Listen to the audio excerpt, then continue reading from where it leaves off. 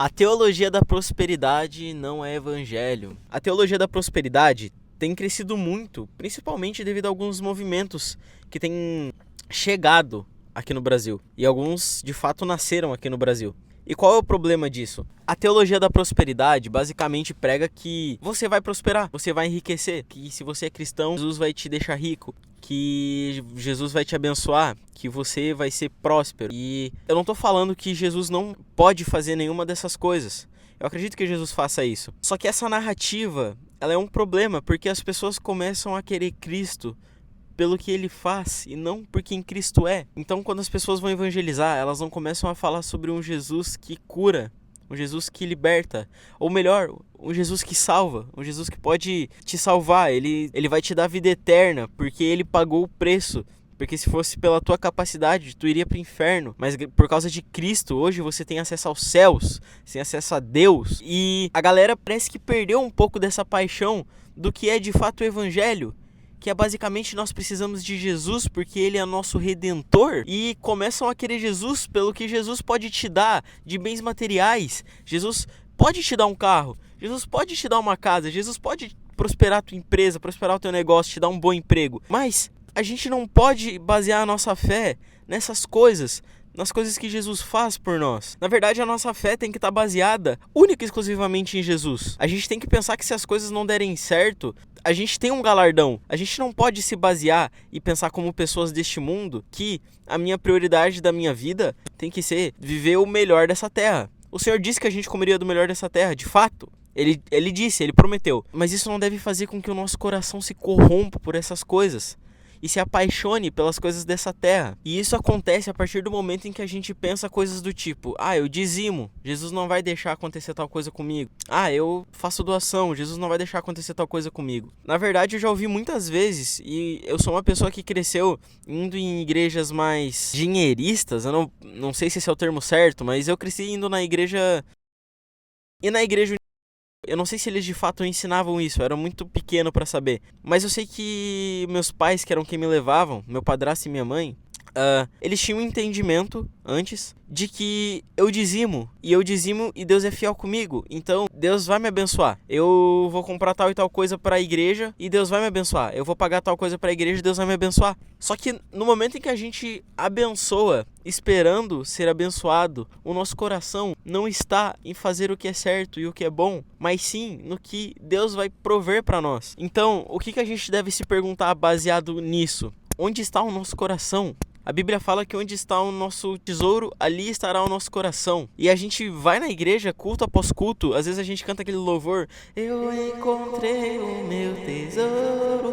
Coisa mais linda, que louvor é lindo. Mas aquele tesouro está falando de fato de Jesus? Jesus é de fato o nosso maior tesouro? Outro grande problema da teologia da prosperidade é que ela nos afasta da essência do que é o evangelho e do que Jesus veio trazer para nós. E quando Jesus veio e disse: tomem a sua cruz e sigam-me, ele não tá falando que a nossa vida vai ser muito fácil, não. Quando Jesus fala que a gente vai evangelizar e pode ser que a gente seja apedrejado, não é porque a coisa vai ser boa, não. Então, o que a gente pode entender disso?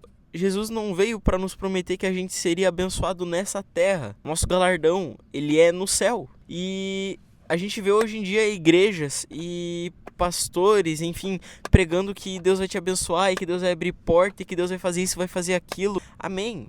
Eu não tô falando que Deus não vai fazer ou que isso é ruim, não. É muito bom ser abençoado. Mas quando a gente olha, por exemplo, para a vida de Paulo, que em certo momento, se eu não me engano, em Atos capítulo 20, ele estava se despedindo dos líderes de Efésios e ele estava indo para Jerusalém e ele estava se despedindo pensando que ele ia chegar lá e ele ia morrer. Ele tava se despedindo como a última vez que ele ia ver aquelas pessoas. E Paulo se despedindo deles e eles falando: não, Paulo, não vai, tu vai morrer lá. E Paulo falando: olha, que valor que tem a minha vida se não for para cumprir a missão que Cristo me confiou. Não sei se é com essas exatas palavras, mas é nesse sentido. Que valor que tem a minha vida se não for para Cristo? Que valor que tem eu conseguir carro, casa, empresa, dinheiro, fazer todas as viagens que eu tenho desejo, mas Cristo não habita em mim, mas eu não cumpri aquilo que Cristo me pediu, que é ir e pregar o evangelho. E eu não sei se eu estou sendo hipócrita ao falar isso, porque eu sou uma pessoa que eu tenho acesso às coisas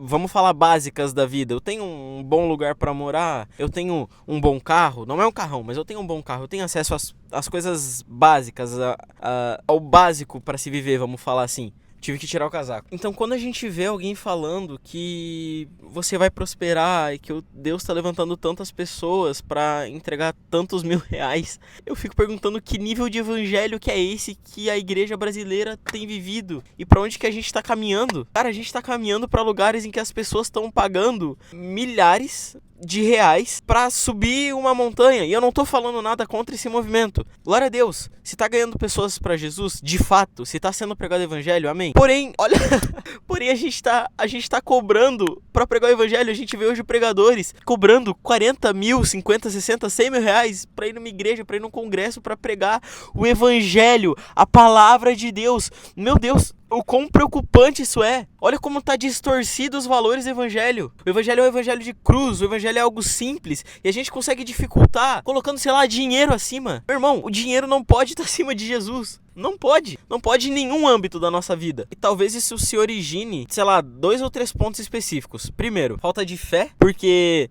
quando a gente não crê que a gente tem um galardão no céu, talvez o nosso coração se apegue realmente às coisas da terra. Não sei. Segundo, falta de evangelho. E quando eu digo falta de evangelho, eu tô dizendo evangelho no sentido evangelístico, missionário, vamos falar assim. Se a gente tem pouca experiência com coisas como, por exemplo, ir pregar o evangelho, orar por enfermos, ver pessoas sendo curadas, talvez isso realmente faça o nosso coração se apegar pelas coisas desse mundo. Porque a gente realmente não vivenciou nada espiritual, vamos falar assim. Então, pode se originar também de uma falta de evangelho prático, né? Outro ponto é, o nosso coração se consumiu pela teologia da prosperidade, no sentido de que eu acho que eu sou merecedor. Meu irmão, qualquer coisa que você vê ao longo da sua caminhada como cristão, que vai te falar assim, vai porque você merece, vem porque você merece, você tem que fazer isso porque você merece, foge. Sabe o que a gente merece? A gente merece ir pro inferno, graças a Jesus, que a vida não é de fato justa. Porque se a justiça de fato fosse feita, nós estaríamos condenados ao inferno. Hoje,